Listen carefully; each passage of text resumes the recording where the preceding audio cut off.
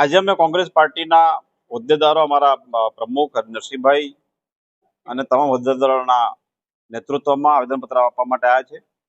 અમારી મૂળ માગણી છે, અત્યારે જે કમોસમી વરસાદ થયો અને ખેડૂતોનો પાક સંપૂર્ણપણે નિષ્ફળ ગયો, મોઢામાં આવેલો કોળિયો જૂટવાઈ ગયો, તો અમારી માગણી છે કે સરકાર આ સર્વેના એવા સ્ટન્ટ ના કરે, ખાલી સર્વે થઈ ગયો છે એની જાહેરાત ના કરે, તાત્કાલિક રાહતનું પેકેજ જાહેર કરે અને કોંગ્રેસની યુપીએ સરકારે જે પ્રકારે 78,000 કરોડ રૂપિયાનું દેવું માફ કર્યું હતું એ રીતના ખેડૂતોનું દેવું માફ કરે અને ગુજરાતમાં 2020થી ખેડૂત પાક વીમા યોજના બંધ છે, આખા દેશમાં ચાલુ છે પણ ગુજરાતમાં બંધ છે, તો એ ચાલુ કરે. આ મારી માંગણી છે અને અમે એના માટે આવ્યા છે.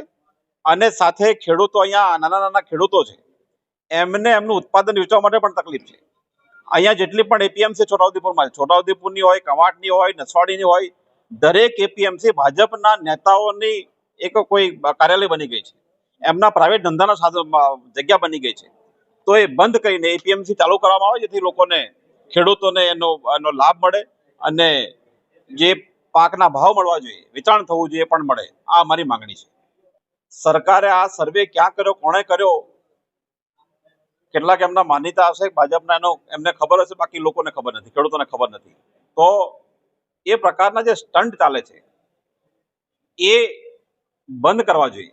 સરકાર હમણાં ગમે તે વાતો કરે છે, છેલ્લે તો જે પણ જાહેરાત કરી એના 5, 10, 15, 20% જ આપતી હોય છે. એટલે એ બધું ના કરે. અમને એમની વાતો પર ભરોસો નથી, લોકોને પણ ભરોસો નથી, અને લોકોને ભરોસો નથી, અવાજ અમે રજૂ કરવા માટે આવ્યા છે.